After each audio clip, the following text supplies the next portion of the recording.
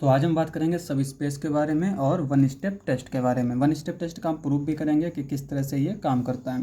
तो पहले सब स्पेस की डेफिनेशन देख लेते हैं कि let we be a vector space. ये वेक्टर स्पेस हमें दे रखा होगा किसी फील्ड एफ पे, and W is a subset of V. तो डब्ल्यू हमने एक सबसेट लिया वी का। If W itself forms vector space over F, यानी फील्ड सेम होनी चाहिए विद सेम कंपोजिशन, और कंपोजिशन सेम होना चाहिए। तो एक वेक्टर स्पेस का हमने एक सबसेट लिया उसी फील्ड पे और सेम कंपोजिशन के साथ, W जो है वो सब स्पेस होगा V का। ठीक है, कब होगा? जब W हमारा खुद इटसेल्फ एक वेक्टर स्पेस हो, यानी वेक्टर स्पेस की जितनी प्रॉपर्टी V सेटिस्फाई करता था उतनी सारी ये W भी सेटिस्फाई करें। और इसको हम डिनोट किससे करते हैं? W सब स्पेस V। अब यहाँ पे ये होता है कि जब वेक्टर स्पेस को हम प्रूफ करते थे तो हम सारी चीज़ें प्रूफ करते थे। पहले हम क्या करते थे? V प्लस को अबेलियन ग्रुप प्रूफ करते थे। उसके बाद में left distributive property, right distributive property, ये सारी प्रॉपर्टी प्रूफ करते थे। तो क्या हमें यहाँ पे भी करना होगा? क्योंकि यहाँ पे W को हमें इटसेल्फ वेक्टर स्पेस प्रूफ करना है, तभी हम कह पाएंगे कि ये सब स्पेस है। तो ऐसा नहीं है। तो उसके लिए क्या होता है? One step test. One step test से क्या होता है कि अगर हम ये शो कर दें कि अल्फ़ा एक्स और बीटा वाई W में है, यहाँ पर x और y कहाँ से है? W से। अल्फ़ा बीटा कहाँ से है? F से। तो हम कह पाएंगे कि ये हमारा W जो है वो सब स्पेस होगा V का। ठीक है। अब यहाँ डेफिनेशन में कह रहा है कि W जो है वो वेक्टर स्पेस होना चाहिए, और यहाँ पे हम कह रहे हैं कि वन स्टेप टेस्ट से इसको सिर्फ अगर हम शो कर दें तो ये हमारा वेक्टर स्पेस हो जाएगा। तो इसका मतलब ये हुआ कि ये प्रॉपर्टी जो है इससे हमें ये मिल जाएगा कि W क्या है? एक वेक्टर स्पेस है। तो यही चीज़ हम प्रूफ करेंगे कि इसकी हेल्प से जो है हम W को वेक्टर स्पेस प्रूफ कर देंगे।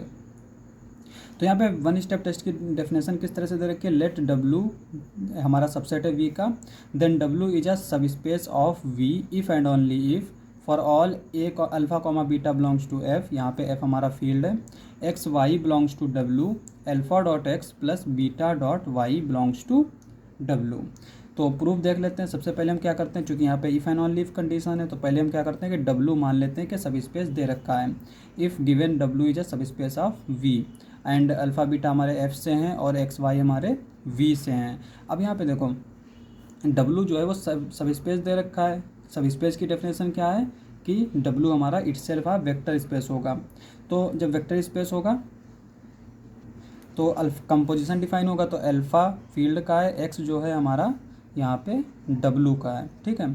तो अल्फ़ा डॉट एक्स कहाँ जाएगा? W में जाएगा। बीटा डॉट वाई कहाँ जाएगा? W में जाएगा। एक्सटर्नल कंपोजिशन की डेफिनेशन क्या होती है हमारा? जैसे ये डॉट है, इसका जो है डोमेन क्या होता है हमारा? फील्ड क्रॉस V से V, यानी इसकी जो है डोमेन के एलिमेंट कहाँ जाते हैं? V में ही जाते हैं। ये वेक्टर स्पेस अगर दे रखा हो तो यहाँ पे हमने W ले रखा है, तो यहाँ पे अल्फ़ा डॉट एक्स कहाँ जाएगा? W में। बीटा डॉट वाई कहाँ जाएगा? W में। और W चूँकि हमने ले रखा है सब स्पेस है, तो एडिशन के रिस्पेक्ट में क्लोज्ड होगा। तो ये W का एलिमेंट, ये W का एलिमेंट, तो alpha dot X plus beta dot Y भी हमारा W का एलिमेंट होगा। तो अब हमें एक पार्ट तो प्रूफ हो गया कि हमने W जो है सब स्पेस लिया, तो हमें ये प्रूफ हो गया। अब हम क्या करते हैं, इसको ले लेते हैं, alpha dot X plus beta dot Y belongs to W। ये हमारा इंपॉर्टेंट है। ठीक है। तो ये हमने अगर ले लिया, अब हमें क्या प्रूफ करना है कि W जो है वो एक वेक्टर स्पेस है और सब स्पेस होगा V का। ठीक है। तो सबसे पहले तो हमें क्या प्रूफ करना होता है वेक्टर स्पेस के लिए कि W प्लस जो है वो अबेलियन ग्रुप है, और अबेलियन ग्रुप के लिए सबसे पहले एडिशन के रिस्पेक्ट में क्लोज्ड होना ज़रूरी है। तो ये कंडीशन हमें दे रखी है। और F क्या है? हमारा फील्ड है। फील्ड है तो फिर यहाँ पे मल्टीप्लिकेटिव आइडेंटिटी भी होगी। तो हमने क्या किया? अल्फ़ा बीटा को हमने 1 ले लिया। तो ये क्या हो जाएगा? x plus Y belongs to W, और हैंस W इज क्लोज्ड। तो यहाँ से W क्लोज्ड हो जाएगा। अब एसोसिएटिविटी आती है, तो एसोसिएटिविटी प्रूफ करेंगे।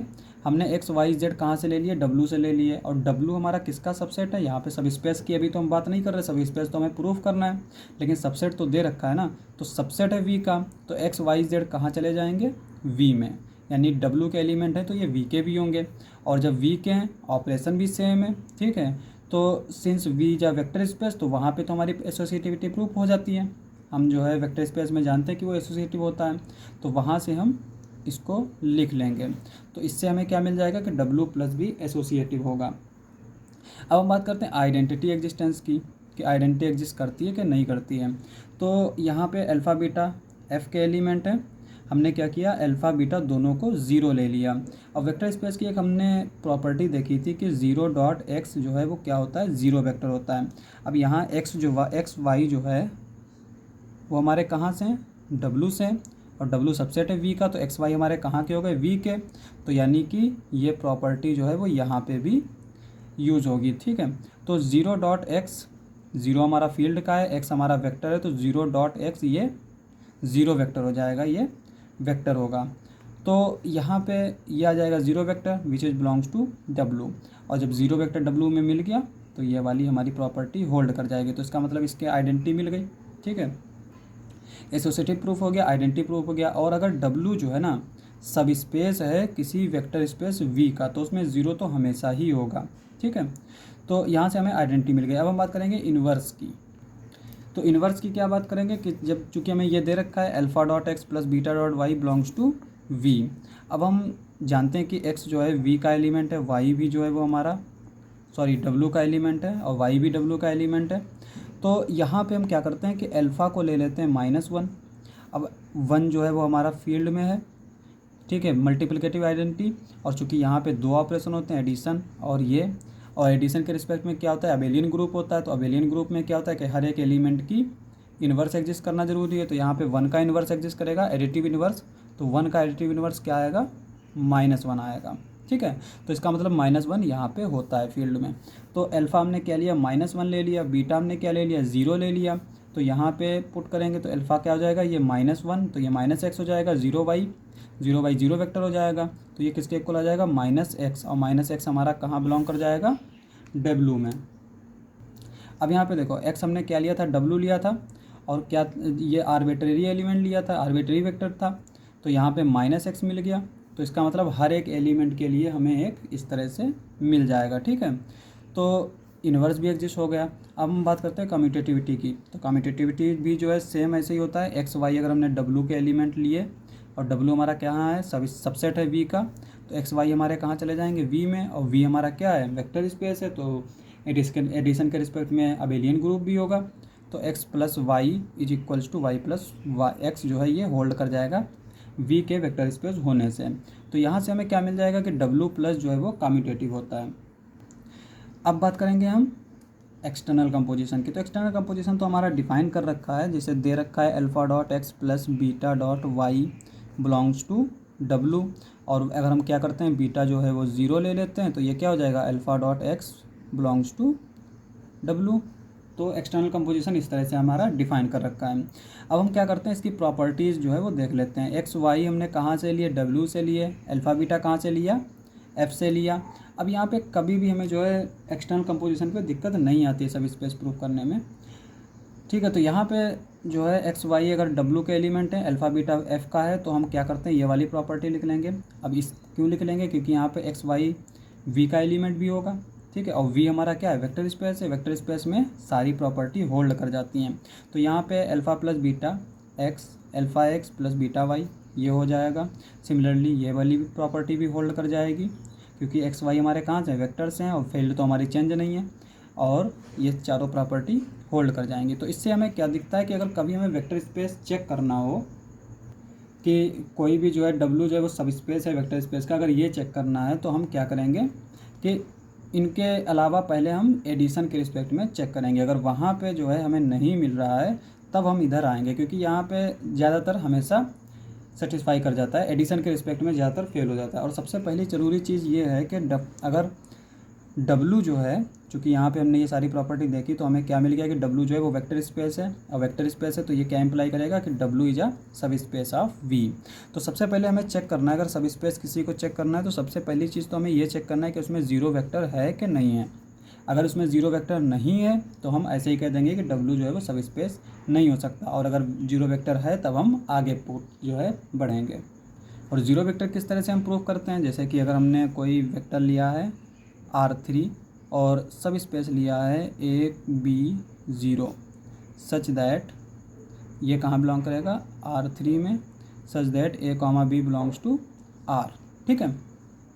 तो जीरो वेक्टर किस तरह से चेक करना है कि हमें इसमें सारे जितने भी वेरिएबल दे रखे होंगे ना उनको जीरो के इक्वल रख देना है। तो अगर हमें ये ज़ीरो मिल जाता है तो हम कहेंगे ये जो है ज़ीरो वेक्टर W में है। तो सबसे पहली चीज़ ये है कि हमें ज़ीरो वेक्टर चेक करना है, और कभी कभी जो है सिर्फ यही फेल कर जाता है, बाकी सारी प्रॉपर्टी अगर जो है देखें तो वो प्रूफ हो जाती है, लेकिन ये जो है पहली चीज़ नहीं देखते हैं और पूरा वेक्टर स्पेस हम खोल के बैठ जाते हैं। तो सबसे पहले ज़रूरी चीज़ ये है कि ज़ीरो वेक्टर हम चेक करेंगे। और दूसरी चीज़ आइडेंटिटी, ठीक है, आइडेंटिटी एलिमेंट चेक कर लेंगे कि आइडेंटिटी नहीं, इन्वर्स, कि हर एक एलिमेंट का इन्वर्स मिल रहा है, उसको देख के लगने लगेगा कि इन्वर्स मिल रहा है या नहीं मिल रहा है। ये दो चीज़ें जब चेक कर लेंगे तब हम जो है, अगर इनसे हमें नहीं प्रूफ हो पा रहा है कि ये वेक्टर स्पेस नहीं है, मान लिया जीरो वेक्टर भी है और हमें लग रहा है कि हर एक एलिमेंट का इन्वर्स भी एग्जिस्ट कर रहा है, तब हम जो है डायरेक्टली इस चीज़ को इस्तेमाल करेंगे। तो इसको डायरेक्टली इस्तेमाल करना कभी कभी जो है थोड़ा लेंदी पड़ जाता है, तो चेक ये पहले कर लेना कि जीरो वेक्टर है कि नहीं है, और इन्वर्स ये भी इतना ज़रूरी नहीं है, लेकिन ये सबसे ज़्यादा ज़रूरी है। तो इसको चेक करने के बाद हम डायरेक्टली इस पर आ सकते हैं, इसको भी चेक कर सकते हैं, मगर डायरेक्टली इस पर भी आ सकते हैं।